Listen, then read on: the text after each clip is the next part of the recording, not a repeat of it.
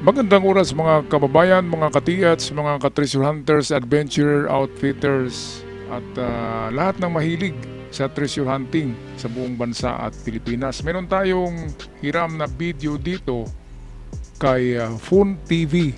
Kudos kay Fun TV at atin na gagamitin ang iyong magandang na-discovery dyan para magawa natin ng video at explanation sa mga ka-TH kung ano yung mga nakikita nyo.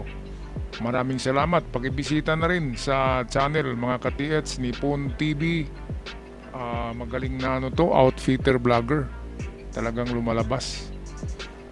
Okay, so ito meron siyang na-discover dito na mga structures noong gera. Well, dalawa kasi ang gumagawa ng structure noon.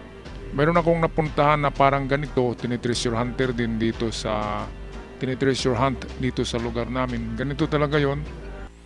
Ewan ko kung may i-post ko yun muli. Ganito yon. Parang may mga sikretong silid dyan na hindi lang makikita yung entrance. So ayan, nagtaka nga dito si Fon TV. Walang makapagsasabi kung anong function ng malaking structure na ito. Ayan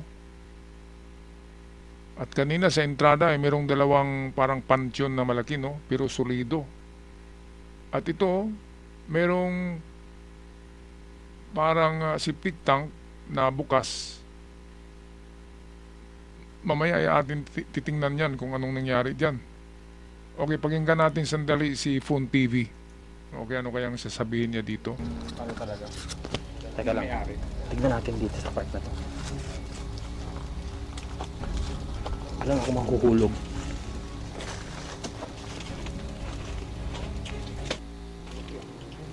So ano lang siya.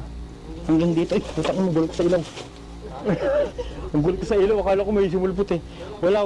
Ay sila.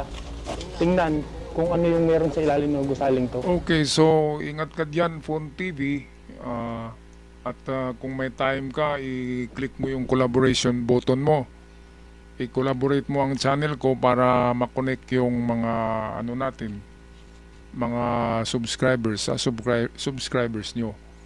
Kaya mas marami ang magbo-view sa'yo o ganun din sa akin, di ba? Collaboration ang uso ngayon sa mga halos magkaparehong content.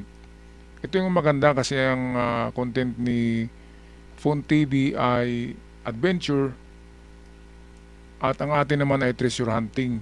Yung mga pinupuntahan niya kasi minsan ay mga recovered treasures Kaya mas maganda na yung nakita rin natin, at least meron tayong isang kaibigan na pumupunta sa mga kasulok-sulukan ng kabundukan na hindi natin marating mga katiyats. So ito, balikan natin yung kanyang nakita. Una dito ay test dig lang yata ito pero sabi niya malalim. So hindi nag-test dig. Ang maganda talaga mga katiyats, test dig talaga. Kasi pagdating nyo sa 4 meters na mga 12 feet na yan na lalim, sa 4 meters, meron talaga kayong makita kahit 3 meters lang May makita kayong marker na legit na man-made para sa treasures. At kapag wala kayong makita, ay wag na kayong magpatuloy kasi yung mga kagamitan, even though electronics yan o scanner, ay talagang nag-i-scan yan ng mga minerals na napagkamala ng scanner na ginto. So magrehistro doon na precious metal, yun pala ay bato lamang na mineralized rock. So yan ang katotohanan yan. Siyempre nagagamit na tayo ng proton. Kaya balik ako ngayon sa basics Kasi sa scanner naluloko tayo, ang lalim-lalim ng binigay na mga lalim, pero pagdating mo doon ay wala kundi minerals at bato lamang. Hirap talaga ngayon mga katiyats. Kaya importante ay science Kapag may science na makita, yun na yun. Yun na yung panahon na ipagpatuloy. Pero kapag ganito na umabot na yata ito sa 7 meters, malalim Tapos walang nakuha, di ba? Alam niyo mga katiyats, ang mga hukay na malalim, karamihan talaga niyan walang nakukuha. Kasi yung ginamit nila doon ay puso na lamang eh. Yung damdamin na lang nila na akala nila ay meron pa. Pero kahit na walang nakikita, kahit natural lamang na mga bato, na hugis puso, ay hinuhukay pa rin nila. Maraming hugis puso sa nature, sa dami-daming bato sa ilalim ng lupa. Meron talagang hugis puso. Meron ding hugis paa. Pero iba yung man-made na marker. Kasi may tatak yun. Tinatakan nila yun ng, kung hindi man kanji, mga codes. Yun yung man-made na mga paa at puso. Kaya kung puso-pusuan lamang na bato, na hindi man-made, walang marka, ay hindi yan marker, lalo na kung maliit. Ang mga marker ay malalaki yung talagang makikita. Pinakamaliit na mga underground marker ay parang ulo ng tao ang laki. Pero kapag parang kamao na lamang ay hindi yan marker, yan ay kapariho lamang. Okay, so patuloy tayo dito sa na-discover ni Fun dito sa entrance ng gusali. Palagay ko ito ay kampo ng ano eh. Kung kampo man ito ng Hapon, ay wasak na yung bubong eh. Baka natamaan to ng ano, ng bomba. Ang Amerikano kasi ay gumagawa din ng mga ganitong istruktura na solidong buhos ang mga Amerikano. Katulad ng napuntahan ko dito sa lugar namin sa bundok, yung kabilya kasi niyan ay kwadrado yan eh. Yung mga lumang kabilya ay kwadrado. Tapos naka-twist. Parang siyakoy. Ganun yung mga World War II na kabilya.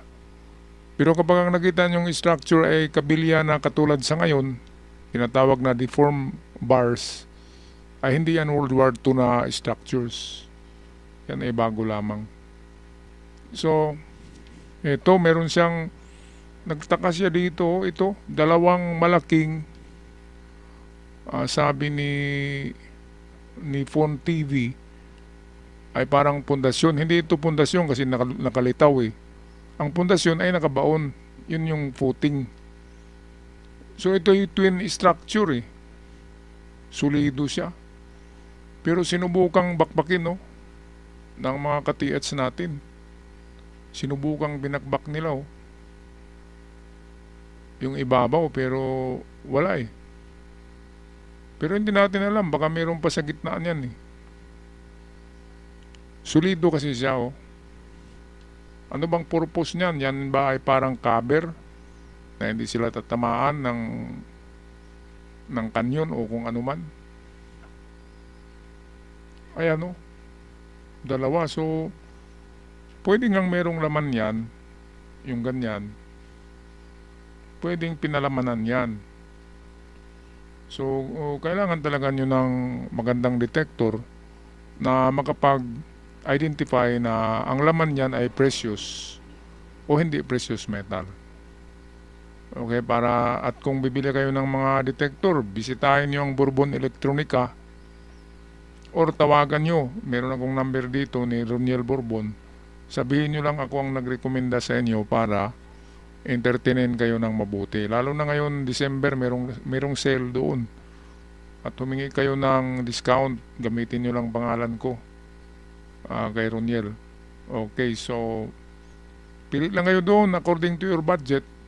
Sabihin nyo kay Roniel ang budget nyo ay hanapan kayo ni Roniel ng magagandang metal detector na mayroong identification, mayroong ID. Okay, so napakagandang ano tong dalawa eh. Pwede talaga ano yan, butasin eh. Barinahin muna yan, ang technique diyan, barinahin muna ng concrete drill para sisingaw yung aura bago siya i-detect. Okay, so ito naman septic tank na hindi natapos ay binutas ng mga treasure hunters. Hinukay pa yung pinakabutom ng septic tank. At sabi ni Pon ay wala naman, dead end daw eh, hindi malalim yung hukay. So Nag-test dig lang sila dyan. Talagang mahirapan ka dyan kasi ang laki ng ano di ba? Ang laki ng structure. So, mahirapan ka maghanap dyan kung saan nakabaon. Katulad yan ang pinuntahan ko noon. Hanapin ko nga ang video na yun at i-repost ko dito sa ating Surigao Sun channel. Parang ganito talaga yun. Kukunti lang ang view ng video na yun pero yun ay Japanese ano rin yun, ruin structure ng Gira yung napuntahan ko at meron siyang mga sikretong parang mga septic tank Kaya nga lang hindi na kami nakabalik doon kasi bundok, delikado, walang katao-tao Delikadong maghukay sa bundok lalo na kapag ang lugar nyo ay merong nakatirang mga walang sapatos sa bundok, di ba? Ay mahirap na. Tulad noon, naghukay kami sa napakatuktok na bundok, napakagubat. May sumipol May sumipol sa amin doon sa itaas ng bundok habang naghukay kami, nagdidetect. Kaya tumigil na kami at umuwi. Kasi delikado Kapag meron kayong makuha, merong nakatingin, aagawin talaga yan. At baka ano pa, di ba? Baka maging mitsa pa ng buhay. Okay, patuloy tayo dito kay Poon. Anong magandang nakita ni Poon dito? Merong mga nagsasabi na hindi ko raw ito video. Hindi nga video. Kaya nga humingi tayo ng permiso kay Poon. At of course, in-introduce natin yung kanyang channel, di ba? Ito yung ating hiniram. Ganun talaga, merong mga rules ang YouTube na pwede mong hiramin yung video pero wag mong kopyahin lahat. Katulad dito, pinutol-putol ko lang. Ginawa ko pang black and white. So, hindi yan nakopya. Ito ay purely reaction natin at analysis sa mga nakita ni Fun TV sa lugar. Maraming salamat kay Fun TV para sa magandang discovery ng isang digging site. So ito grabe Kung ako ang may-ari ng lupa dyan ay ipagpatuloy ko yung istruktura paggawa gawin kong bahay yan Kasi napakasulido ng mga buhos ng ng wall. Di ba hindi tatalab din ng machine gun Pwedeng gawing war bunker yan Bubungan mo rin yan ng matibay na buhos. Ay gagastos ka ng 1 million. Wag na lang. Wag na lang, okay na yan. Okay na yan, yung dingding na lang. Bubungan nyo na lang ng yero. Okay, at yung baka may bunker dyan na sikreto na underground bunker, doon na magtatago. Wala na yatang ibang kakaibang nakita dito si Mr. Fun TV. Ito lang Kaya kung ikaw ay treasure hunter, ano sa palagay niyo mga katiats? Ay binakbak yung nasa 5 inches yata ang kapal ng ng butom. Tapos nilagari yung mga kabilya Ano sa palagay niyo? May nakuha kaya dyan?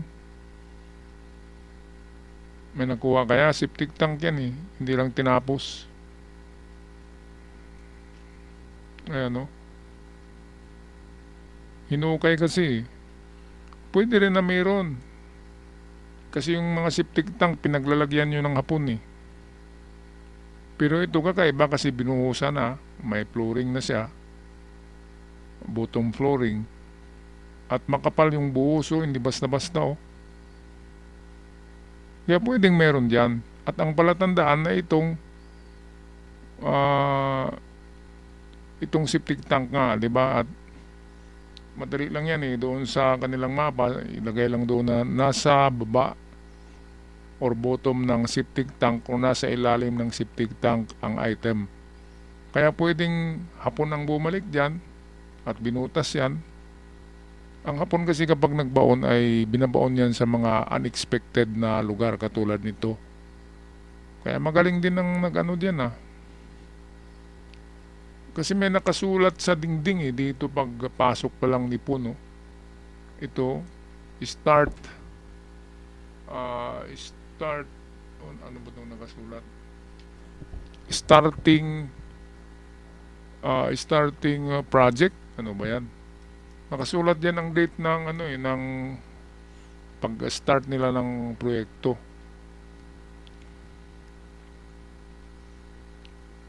Ayan, no. So, kung may nagsulat pa dyan, ibig sabihin, matagal-tagal sila dyan. At baka mayroon ngang nakuha. Sa palagay ko, 60% eh. Parang may nakuha sila dyan. Kasi ang ganyang mga structures na yung hindi talaga magigiba, iniwanan din yan ng Hapon, pinagbaunan din yan.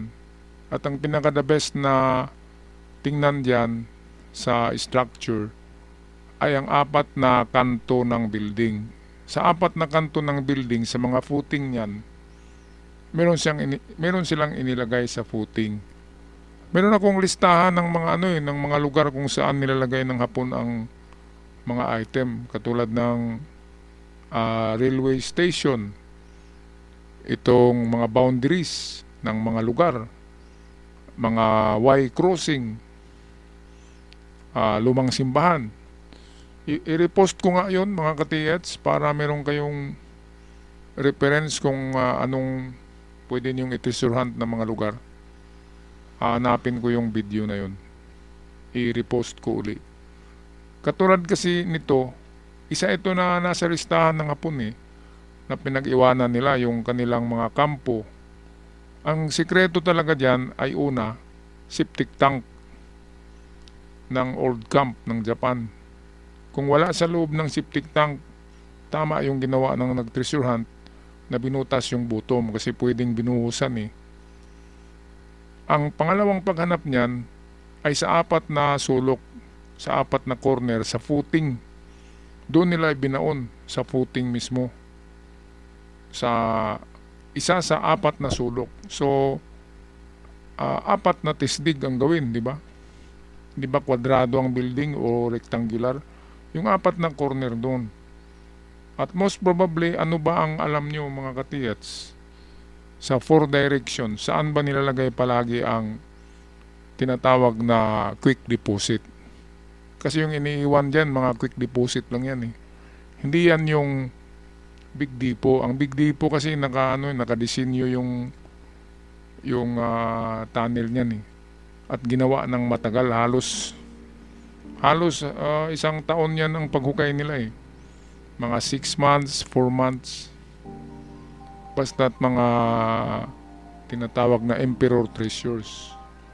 Pero kapag iniwan lamang ng isang kapitan, ng isang sabihin natin na platoon leader, mga quick deposit lang yan at sabihin natin isang bag na gold bars nilagay sa isang kanto ng gusaling ito.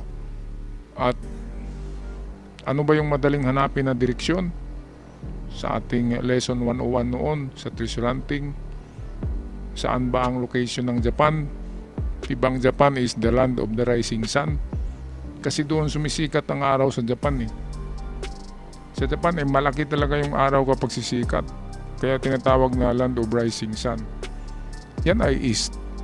So karamihan ng, halimbawa 4 na corner, yung corner na naka-align sa east, yun ang unahin pag tisdig mga ka-TH. Okay, so ako'y magpaalam na. Ano sa palagay nyo, meron ngang nakuha dito ang ating mga ka-TH? O wala? Para sa akin ay 60% paniwala ko na baka nakakuha.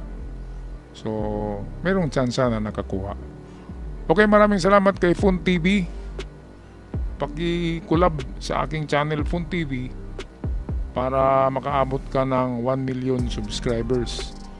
At ako rin ay i-collab din kita kapag nakita ko yung notice mo sa collaboration.